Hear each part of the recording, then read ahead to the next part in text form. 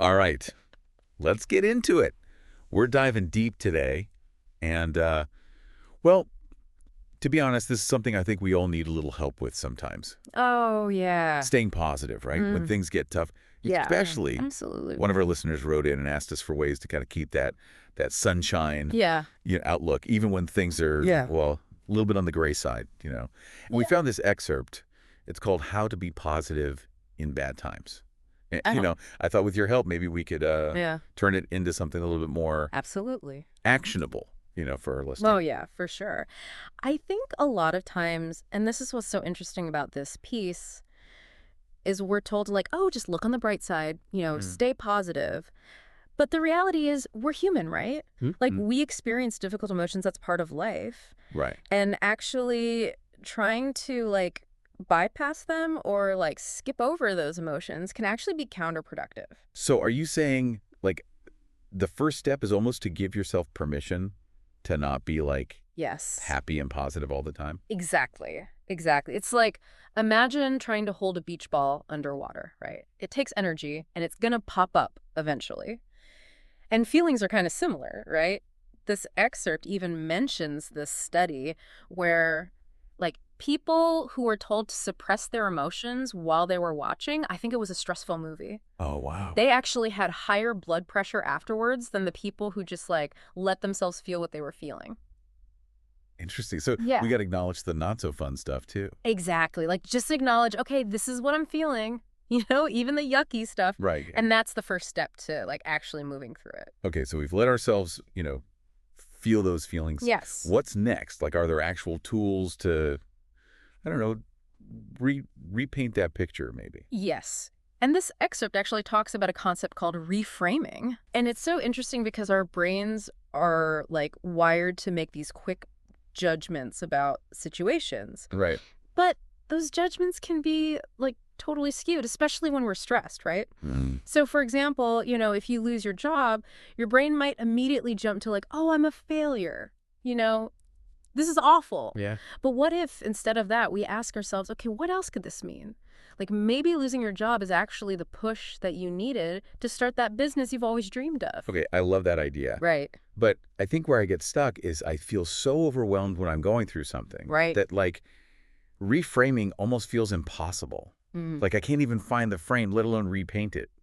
Yeah. And that's where I think, this excerpt really brings in a helpful concept, which is focusing on what you can control. Okay. It's not about, like, you have to change the whole situation. Mhm. It's more about finding these, like, little islands of agency within whatever you're going through. Yeah. So, for example, if you're feeling totally overwhelmed, maybe you're not going to tackle, like, this huge project, Right. but you could say, okay, I am going to create a routine for myself, or I'm going to just set, like, one tiny goal for today and achieve it.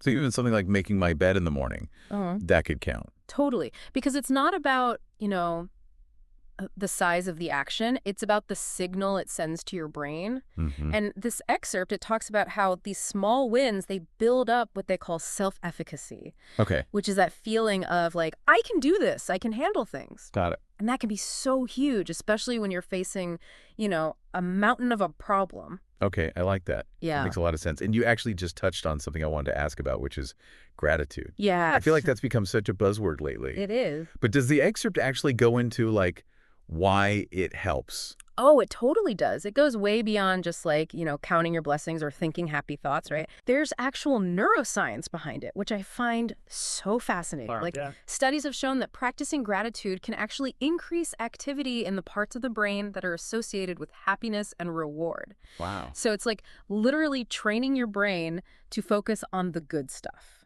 So it's not just like a fluffy feel-good thing. No. It actually, like, rewires your brain. Yes, it's amazing. Okay, I'm sold.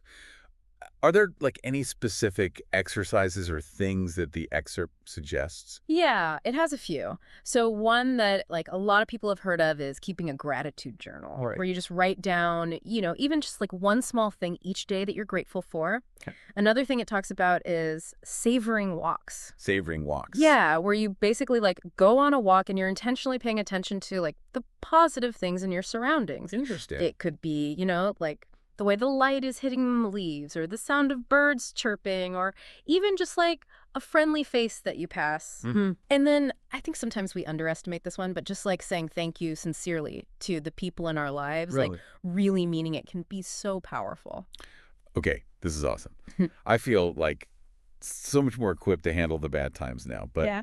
there's one thing that I always get tripped up on, and that's asking for help. Is that something that the excerpt touches on at all? It does. And it actually brings up this really important point, which is that, like, connection is not a weakness. It's actually a biological need for us as humans. Oh, interesting. Yeah, like we're social creatures, and when we feel isolated, especially during tough times, it actually amps up our stress response. Wow. So having people to talk to, even if they don't have solutions, can actually buffer that negative impact. So even just venting to a friend over coffee can be, like, helpful. Totally, like getting it out there, Yeah, you know? yeah. And this excerpt, it reminds us that different people offer different kinds of support, right? Right. So, like, some friends might be amazing for, like, practical advice. Other friends might be, like, the best listeners and can just hold space for you without judgment. And, Right. like, knowing who to turn to for what can make a huge difference. Okay, yeah, that's great advice for sure. So I feel like we've covered a lot, Yeah. from acknowledging those tougher emotions to finding those little bits of control to retraining our brains with gratitude Yeah. and, leaning on our people. Yes. This whole staying positive during bad times thing is starting to feel Yeah. a little bit less like a mystery, I think. Absolutely. And I think the big takeaway is that it's a process, not a destination. Like, some days are going to feel easier than others. Right. And that's okay. The key is just to, like, have these tools in your back pocket ready to use when those gray clouds roll in. I love that. That's Yeah. great. And to our listener who requested this deep dive, Yeah. I leave you with this thought. Mm-hmm. Thinking about your situation right now, Mm-hmm. with one tiny action. It could be something that takes 5 minutes. That fits into, what we've been talking about. Yeah, absolutely. Maybe it's texting a friend. Maybe it's writing down one thing you're grateful for. Maybe it's just, like, stepping outside and noticing the sky. Yeah. You got this. You do, because